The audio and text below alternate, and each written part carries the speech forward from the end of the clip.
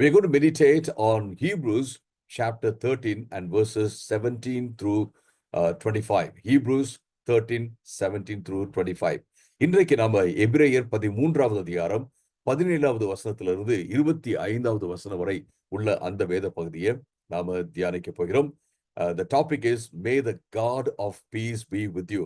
சமாதானத்தின் தேவன் உங்களோடு இருப்பாராக அப்படிங்கிற அந்த தலைப்புல இன்னைக்கு நாம தியானிக்க போகிறோம். I will read the text in English and then in Tamil. நான் முதலாவது ஆங்கிலத்தில் வாசித்து விட்டு பின்பு நான் தமிழிலே அந்த வேத பகுதியை நான் வாசிக்கிறேன். Hebrews chapter 13 verses 17 through 25. Have confidence in your leaders and submit to their authority, because they keep watch over you as those who must give an account. Do this so that their work will be a joy, not a burden. For that would be of no benefit to you. Pray for us. We are sure that we have a clear conscience and desire to live honorably in every way. I particularly urge you to pray so that I may be restored to you soon. Now may the God of peace, who through the blood of the eternal covenant brought back from the dead our Lord Jesus Christ, that great shepherd of the sheep, equip you with every good for doing his will. And may he work in us what is pleasing to him. Through Jesus Christ, to whom be glory forever and ever. Amen.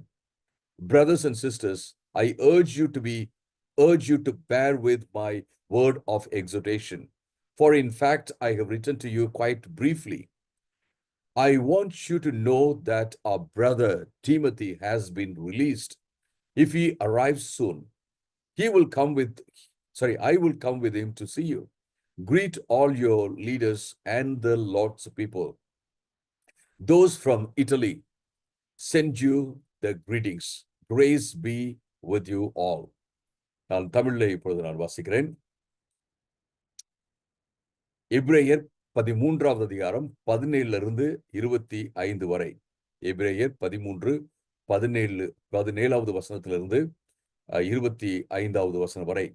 உங்களை நடத்துகிறவர்கள் உங்களுடைய ஆத்துமாக்களுக்காக உத்தரவாதம் பண்ணுகிறவர்களாக விழித்திருக்கிறதுனால் அவர்கள் துக்கத்தோடு இல்லை, சந்தோஷத்தோடு அதை செய்வதற்காக அவர்களுக்கு கீழ்ப்படிந்து அடங்கி இருங்கள். அவர்கள் துக்கத்தோடு அதை செய்தால் அது உங்களுக்கு பிரயோஜனமாக இருக்காது. எங்களுக்காக ஜெபம் பண்ணுங்கள். நாங்கள் நல்ல மனசாட்சி உள்ளவர்களாக எல்லாவற்றிலும் யோக்கியமாக நடக்க விரும்புகிறோம் என்று உறுதியாக நம்புகிறோம்.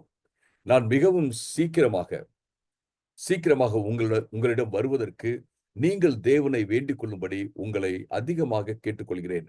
நித்திய உடன்படிக்கையின் இரத்தத்தினாலே ஆடுகளுடைய பெரிய மேய்ப்பரான நம்முடைய கர்த்தராகிய இயேசு மரித்தோரில் இருந்து எழும்பி வரப்பண்ணின சமாதானத்தின் தேவன் இயேசு கிறிஸ்துவை கொண்டு தமக்கு முன்பாக பிரியமானதை உங்களை நடப்பித்து நீங்கள் தம்முடைய விருப்பத்தின்படி செய்ய உங்களை எல்லா விதமான நல்ல செய்கைகளிலும் தகுதி உள்ளவர்களாக்குவாராக.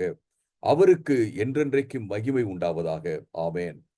சகோதரர்களே, நான் சுருக்கமாக உங்களுக்கு எழுதிய இந்த புத்திமதியான வார்த்தைகளை நீங்கள் பொறுமையாக ஏற்றுக்கொள்ள உங்களை வேண்டிக் கொள்கிறேன். சகோதரனாகிய தீமோத்தேயு விடுதலையாக்கப்பட்டான் என்று தெரிந்து கொள்ளுங்கள். அவன் சீக்கிரமாக வந்தால் நான் அவனோடு கூட வந்து உங்களை பார்ப்பேன். உங்களை நடத்துகிறவர்களையும் பரிசுத்தவான் எல்லோரையும் வாழ்த்துங்கள். இத்தாலியா தேசத்தார் எல்லோரும் உங்களுக்கு வாழ்த்துதல் சொல்லுகிறார்கள். கிருபையானது உங்கள் அனைவரோடும் இருப்பதாக. Okay, first of all, what we understand from this scripture is that Timothy was in prison and now he is released. இங்க இருந்து நம்ம என்ன புரிஞ்சுக்கிறோம் அப்படின்னா, தீமோத்தேயு சிறைச்சாலையில இருந்தாரு, அவரு இப்ப விடுதலையாக்கப்பட்டிருக்காரு அப்படின்னு சொல்லி நான் பார்க்கிறோம். The one who wrote this epistle, this letter, says that he would visit the people, and then he says greetings to all of you from Italy.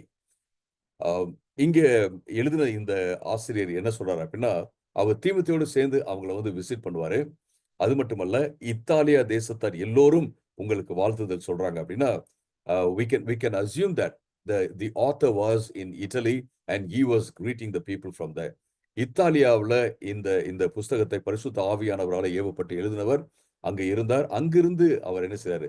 வாழ்த்துக்கள் சொல்லுகிறார் அப்படின்னு சொல்லி நான் பார்க்கிறோம். Another thing I notice here is that he says, I have written this epistle briefly. நான் சுருக்கமாக இந்த கடிதத்தை எழுதியிருக்கிறேன் அப்படின்னு சொல்றாரு. See, when you look at all this in the whole content, you can say that it's not a very brief letter. You know, that's what you would say, won't you? நீங்க நீங்க இந்த புஸ்தகத்தை முழுசா நீங்க பாத்தீங்க அப்படின்னா, நீங்க இது வந்து சுருக்கமா எழுதின ஒரு கடிதம் அப்படின்லாம் நீங்க சொல்லவே முடியாது. அப்படிதான் நான் நினைக்கிறேன். But compared to the usual custom of writing long letters in the Greco-Roman culture, this letter is a short one, it's a brief one. அன்றைக்கு கிரேக்க ரோம கலாச்சாரத்துல பெரிய பெரிய லெட்டர்ஸ் தான் எழுதுவாங்க. ஸோ அப்படிப்பட்ட ஒரு வழக்கம் இருந்தது. அதாவது போதனை செலுத்த கொடுக்குற மாதிரியான லெட்டர்ஸ் அப்படின்னா பெரிய பெரிய லெட்டர்ஸ் இருக்கும், ஒரு புக்கு மாதிரியே இருக்கும். ஸோ அந்த லெட்டர்ஸோட கம்பேர் பண்ணி பார்க்கும்போது, ஒப்பிட்டு பார்க்கும்போது இந்த லெட்டர் வந்து சுருக்கமான ஒரு லெட்டர் அப்படின்னு தான் நம்ம சொல்ல முடியும்.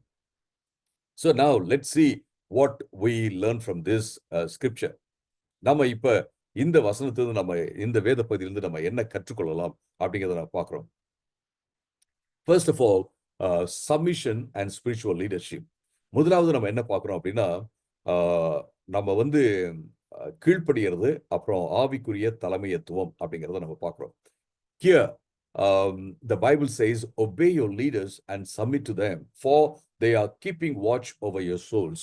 உங்களுடைய ஆத்துமாக்களை காக்கும்படியாக அவர்கள் வேலை செய்கிறார்கள், உங்களுடைய ஆவிக்குரிய தலைவர்கள். எனவே அவர்களுக்கு நீங்க கீழ்ப்படியுங்க, அவங்களுக்கு நீங்க உங்களை வந்து சப்மிட் பண்ணுங்க, உங்களை வந்து அதாவது ஒப்பு கொடுங்கன்னு சொல்ல முடியாது, அவங்களுக்கு கீழ்ப்படிங்க அப்படிங்கிறத நம்ம பார்க்கிறோம். ஸோ அவங்களுக்கு அதாவது அவங்களுக்கு வந்து உங்களை ஒப்பு கொடுங்க அப்படின்ட்டு நம்ம சொல்லலாம். பட் நம்ம கர்த்தருக்கு ஒப்பு கொடுக்குற மாதிரி கொடுக்கக்கூடாது. But the Bible tells us very clearly that we need to submit to everyone, submit to leaders in Christ. நம்ம எல்லா தலைவர்களுக்கும் நம்ம கிறிஸ்துவுக்குள்ள நம்மை ஒப்பு கொடுப்பது, கீழ்ப்படிவது மிக மிக முக்கியமானது என்று வேத புஸ்தகம் சொல்லுகிறத நம்ம பார்க்கிறோம். So at the end of the epistle here, the Bible says, the author says, obey your leaders and submit to them, for they are keeping watch over your souls. உங்க ஆத்துமாக்களுக்கு கணக்கு கொடுக்கிறவர்களாக அவர்கள் உங்களை விழித்திருந்து பார்த்து கொண்டிருப்பதனால நீங்க என்ன செய்யுங்க, உங்களுடைய தலைவர்களுக்கு, ஆவிக்குரிய தலைவர்களுக்கு நீங்க கீழ்ப்படிங்க என்று சொல்வதை நாம் பார்க்கிறோம். Spiritual leaders are shepherds and they have to give an account before God. ஆவிக்குரிய தலைவர்கள் எப்படி இருக்காங்கன்னா மெய்ப்பர்களை போல இருக்கிறாங்க, அவங்க வந்து ஆண்டவருக்கு கணக்கு கொடுக்க வேண்டும். This verse does not endorse authoritarian way of having control over the people. இந்த பைபிள் டெக்ஸ்ட், இந்த வேத பகுதி வந்து மக்கள் மேல அதிகாரம் செலுத்தி அவங்கள வந்து கட்டுப்பாட்டுக்குள்ளே வச்சிருக்கணும் அப்படிங்கிற மாதிரியான ஒரு தலைமைத்துவத்தை ஆமோதிக்கவில்லை. இதை நம்ம மனதிலே வைத்துக் கொள்ள வேண்டும். But it highlights godly oversight, which is based in care and responsibility. இங்க நம்ம என்ன பார்க்கிறோம்னா தேவ பக்தியோட மக்களை வந்து கண்காணிக்கிற அந்த காரியத்தை இது காண்பிக்கிறது. இது வந்து மக்களை பராமரிப்பதற்காக மக்களை வந்து பொறுப்போடு நடத்தும் ஒரு தலைமைத்துவம் அப்படின்னு நம்ம சொல்லலாம். ஸோ இது ரொம்ப ரொம்ப முக்கியமான ஒரு காரியம். So the leaders are not lords, they are shepherds. So தலைவர்கள், ஆவிக்குரிய தலைவர்கள் எப்படி இருக்காங்க அப்படின்னா அவர்கள் வந்து ஒரு பிரபுக்களை போல அல்ல, அவர்கள் மெய்ப்பர்களாக இருக்கிறார்கள் என்பதை நம்ம மனதில் வைத்துக் கொள்ள வேண்டும். The greatest example for spiritual leadership is Jesus Christ, and he says, you know, in John chapter 10 and verse 11, that he is a good shepherd and he lays down his life for the sheep. நமக்கு வந்து ஒரு நல்ல தலைமைத்துவ மாதிரி model இருக்கு அப்படின்னா அது வந்து இயேசு கிறிஸ்து சொல்றாரு, நான் வந்து நல்ல மேய்ப்பன், ஆடுகளுக்காக தன் ஜீவனை கொடுக்கிறான் அப்படிங்கிறத நான் பார்க்கிறோம். ஸோ இது ரொம்ப ரொம்ப முக்கியமான ஒரு காரியம். unless we submit to spiritual leadership, unless we obey, we cannot learn. And it's not good for them, it's not good for us. ஒரு ஆவிக்குரிய தலைமைத்துவத்துக்கு நாம கீழ்ப்படியல அப்படின்னா நாமளும் எதையும் கற்றுக்கொள்ள முடியாது, அவங்களும் சரியான விஷயத்த நமக்கு டீச் பண்ண முடியாது அப்படிங்கிறத நான் பார்க்கிறோம். இது ரொம்ப முக்கியமான ஒரு காரியம். Look at a lighthouse, for example. A lighthouse does not force ships to obey. It warns, guides and protects. நீங்க ஒரு கலங்கரை விளக்கத்தை எடுத்துக்கிட்டீங்கன்னா, இந்த கலங்கரை விளக்கம் வந்து அங்க கப்பல்லாம் வருதுல்ல, அந்த கப்பலை வந்து ஃபோர்ஸ் பண்ணி வலுக்கட்டாயமா நீங்கெல்லாம் வந்து எனக்கு கீழ்ப்படியணும் அப்படின்னு சொல்லிட்டு போயிட்டு எல்லாம் ஃபோர்ஸ் பண்றது இல்ல. It simply shows the light. இது வந்து கலங்கரை விளக்கம் வந்து வெளிச்சத்தை தான் அது காண்பிக்கும். That light warns the ships, guides the ships and protects the ships. That's what we see. அந்த லைட் என்ன செய்யுது அப்படின்னா, அது ஒரு எச்சரிக்கையை கொடுக்கிறது, வழிகாட்டுதலை கொடுக்கிறது மற்றும் கப்பல்களை அது காப்பாற்றுகிறது அப்படிங்கிறத பார்க்கிறோம். Spiritual leaders also function the same way. ஆவிக்குரிய தலைவர்களும் அப்படிதான் ஃபங்க்ஷன் பண்றாங்க. They are helping people avoid spiritual shipwrecks and damages in life. வாழ்க்கையில வந்து அபாயங்கள் வருகிறது, தாக்குதல்கள் வருகிறது, அல்லது ஒரு கப்பல் எப்படி உடைஞ்சு போதோ, வழி தவறி போய் உடைஞ்சு போதோ, அது போல உடைஞ்சு போகாம இருப்பதற்காக ஆவிக்குரிய தலைவர்கள் என்ன செய்யறாங்கன்னா, அவங்க வழிகாட்டுதலை தருகிறார்கள் அப்படிங்கிறத நம்ம பார்க்கிறோம். Are we receptive to correction and spiritual guidance? நாம ஆவிக்குரிய தலைவர்கள் கொடுக்கிற அந்த வழிகாட்டுதலுக்கு நாம கீழ்ப்படுகிறோமா, அந்த அதாவது கரெக்ட் பண்ணும்போது நம்ம அதை ஏற்றுக்கொள்கிறோமா அப்படிங்கிறது ரொம்ப ரொம்ப முக்கியமான ஒரு காரியம். Do we pray for our leaders? Do we encourage them to lead with joy?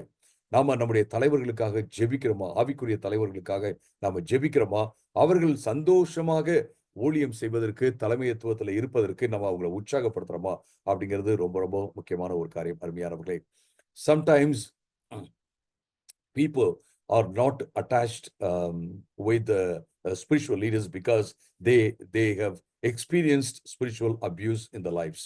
சில வேளைகள்ல ஆவிக்குரிய தலைவர்களோடு இசைந்து போவதில்லை, அவங்களுக்கு வந்து கீழ்ப்படுகிறதுல, அவங்களோட ஒன்றி இருப்பதில்ல சில மக்கள். ஏன் அப்படின்னு கேட்டீங்கன்னா, அவர்கள் ஆவிக்குரிய விதத்துல துர்பிரயோகத்தை அனுபவிச்சிருக்கிறாங்க அப்படிங்கிறதுனால அவங்க வந்து ரொம்ப ரொம்ப எச்சரிக்கையோட அவங்க இருப்பாங்க. See, in life we all need leaders and we are leaders in some or the other way. நம்ம எல்லோருக்குமே நம்முடைய வாழ்க்கையில தலைவர்கள் தேவை.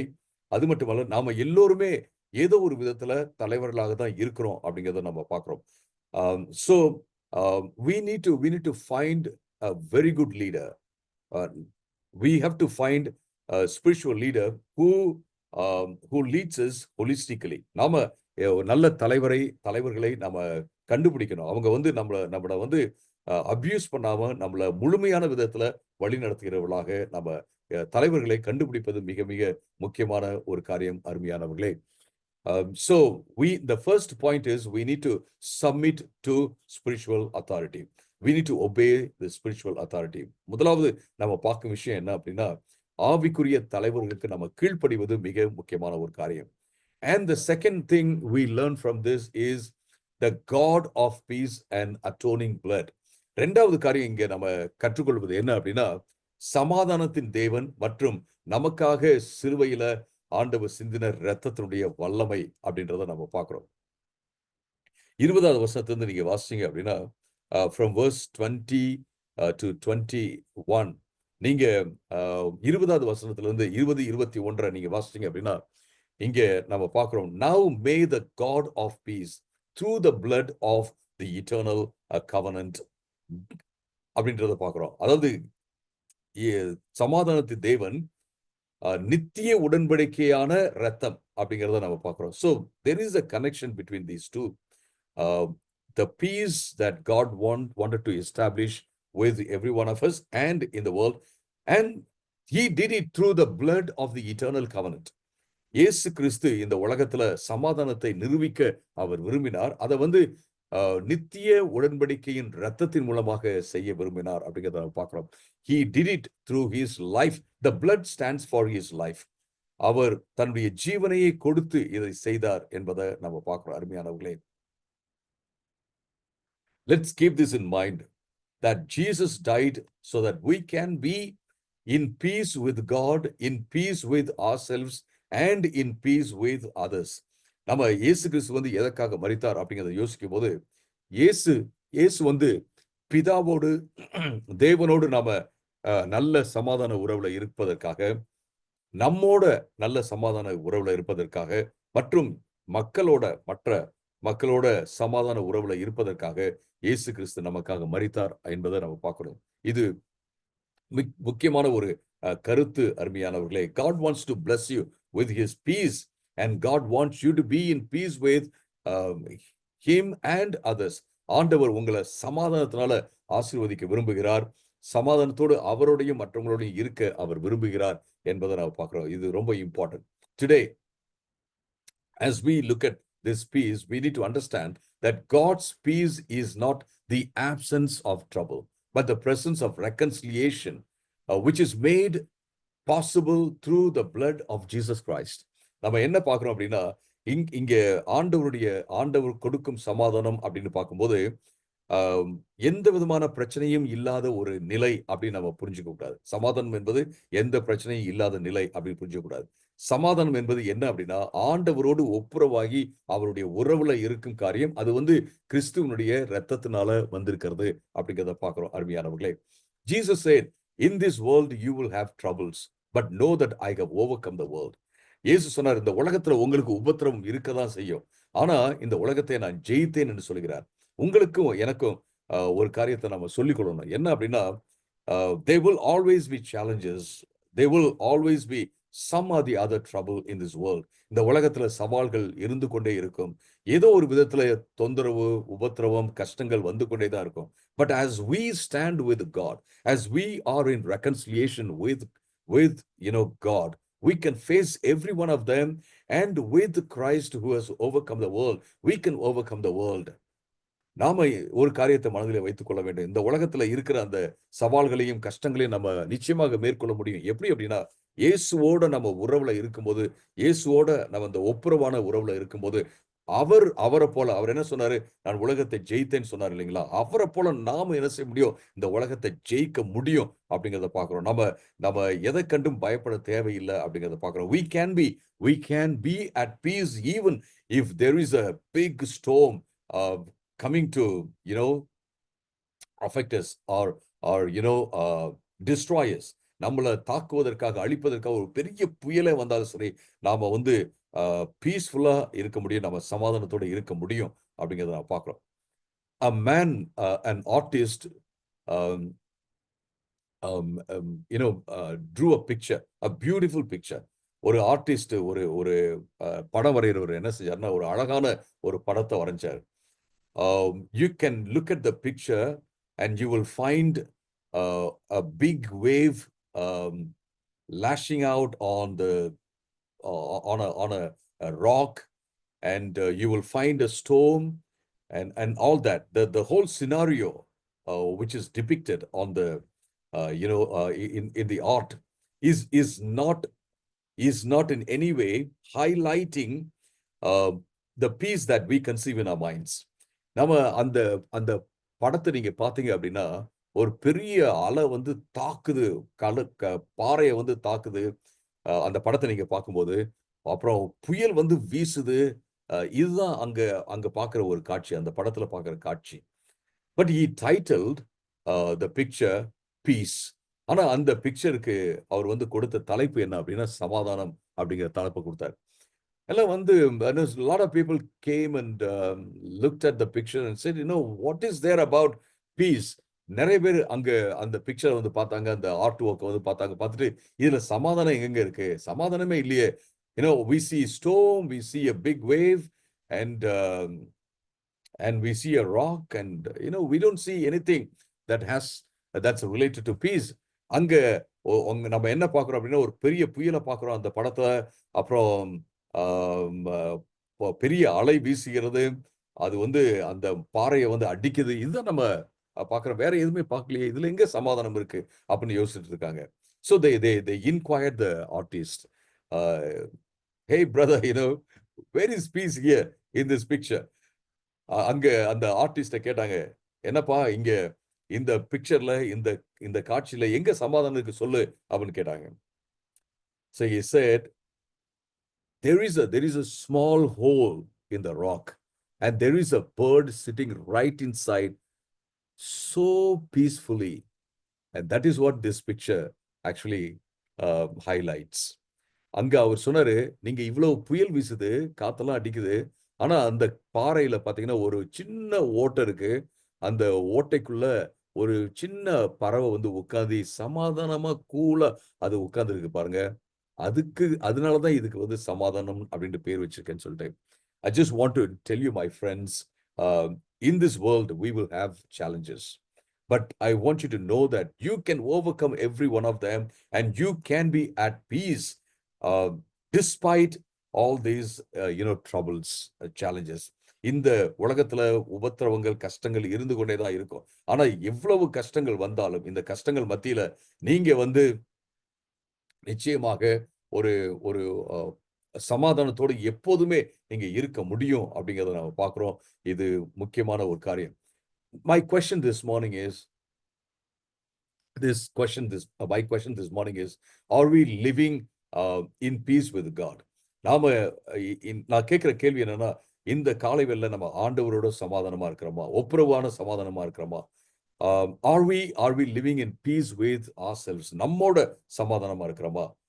Have you forgiven yourself for the mistakes you made in the past? நீங்க செஞ்ச அந்த தவறுகளுக்காக நீங்க உங்களை மன்னிச்சிட்டீங்களா அப்படின்னு சொல்லிட்டு நீங்க யோசித்து பாருங்க. And another thing is, are you buffeted by uh, all the troubles and challenges in your life? உங்களுடைய வாழ்க்கையில வருகிற கஷ்டங்கள், துன்பத்தினால நீங்க அடிக்கப்பட்டு நீங்க தாக்கப்பட்டிருக்கீங்களா? You surrender your emotions to the Lord. உங்களுடைய உணர்வுகள் எல்லாத்தையும் நீங்க ஆண்டவர்கிட்ட கொடுத்து நீங்க சொல்லுங்க, Lord, I just want to remain in peace in your hands. உங்களுடைய கரத்துல நான் வந்து சமாதானத்தோட நான் இருக்க போறேன் ஆண்டவரே அப்படின்னு சொல்லி நீங்க சொல்லுங்க. Because more than any other spiritual leader who watches over you or cares for your soul, he is the one, he is a great shepherd and he is always watching you and he wants to take care of you. எல்லா ஆவிக்குரிய தலைவர்களை காட்டிலும் ஒரு பெரிய ஆவிக்குரிய தலைவர் யார் அப்படின்னா இயேசு கிறிஸ்து. அவர் நம்முடைய மேய்ப்பராக இருக்கிறார். அவர் உங்களை பார்க்கிறவராக இருக்கிறார், காக்கிறவராக இருக்கிறார், பராமரிக்கிறவராக இருக்கிறார் அப்படிங்கிறத நாம பார்க்கிறோம். Then in the third lesson we learn from this passage is that God wants to equip us with everything good for doing his will. நம்ம வாழ்க்கையில ஆண்டவர் 21வது வசனத்தை நீங்க வாசிச்சு பாத்தீங்க அப்படின்னா 21வது வசனத்துல நாம எல்லா கர்த்தருக்கு பிரியமான எல்லாவற்றையும் நடப்பிப்பதற்காக, நல்ல செய்கைகளை நம்ம செய்வதற்காக ஆண்டவர் எல்லாவற்றையும் நமக்கு தருகிறார் என்பதை நம்ம பார்க்கிறோம். நம்மளை வந்து அதுக்கு தகுதிப்படுத்துகிறார் என்பதை நம்ம பார்க்கிறோம். சோ இது ரொம்ப முக்கியமான ஒரு காரியம். Enjoy the good things the Lord has blessed you with. ஆண்டவர் வந்து கொடுத்த எல்லா நன்மையான காரியங்களையும் நீங்க என்ஜாய் பண்ணுங்க. Do you have a good house? Enjoy it. Do you have a car? Enjoy it. Do you have good food? Enjoy it. Do you have a good job? Enjoy it. நல்ல வீடு இருக்கா, நல்ல car இருக்கா, நல்ல வேலையை ஆண்டவர் கொடுத்திருக்காரா, நீங்க enjoy பண்ணுங்க. But keep in mind that every good thing in life is for doing God's will. ஆண்டவருடைய சித்தத்தை வந்து வாழ்க்கையில செய்வதற்காக, ஆண்டவரை பிரியப்படுத்துறதுக்காக தான் இந்த எல்லா நன்மைகளும் நமக்கு கொடுக்கப்பட்டிருக்கு அப்படிங்கறத நாம மறந்துவிடக் கூடாது அருமையானவர்களே. So when I say everything good is for fulfilling God's purpose, God's will, I don't mean that everything is for full-time ministry. நான் வந்து எல்லா காரியங்களுமே நம்ம வாழ்க்கையில ஆண்டவர் நன்மையாக கொடுத்த எல்லாமே ஆண்டவருடைய சித்தத்தை செய்வதற்கு தான் அப்படின்னு சொன்ன உடனே நாம இப்படி நினைச்ச கூடாது, ஓ இது எல்லாமே வந்து ஃபுல் டைம் மினிஸ்ட்ரிக்கு தான் அப்படின்னு சொல்லிட்டு நம்ம நினைச்ச கூடாது.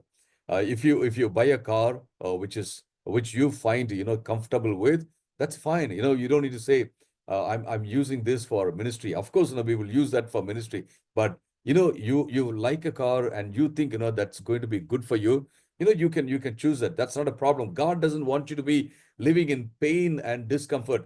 ஆண்டவர் நீங்க சொல்றீங்க ஒரு ஒரு கார் உங்களுக்கு பிடிச்சிருக்கு, அது கம்ஃபர்டபுளா இருக்கும் அப்படின்னு நீங்க யோசிக்கிறீங்க, அதை நீங்க வாங்குறீங்க. No problem at all. அதாவது இப்படி இல்லை, நம்ம இதை மினிஸ்ட்ரிக்கு யூஸ் பண்ணோம். நிச்சயமாக நம்ம மினிஸ்ட்ரிக்கு யூஸ் பண்ணுவோம். உங்களுடைய வாழ்க்கையே மினிஸ்ட்ரி தான். உங்களுடைய வாழ்க்கையே ஆண்டவருக்கு செய்கிற ஊழியமாக நீங்க கருத வேண்டும். அது ரொம்ப முக்கியமான ஒரு காரியம். So what I'm saying is the purpose of God, the will of God is not something about winning souls, but it's about pleasing God, doing God's will in everything.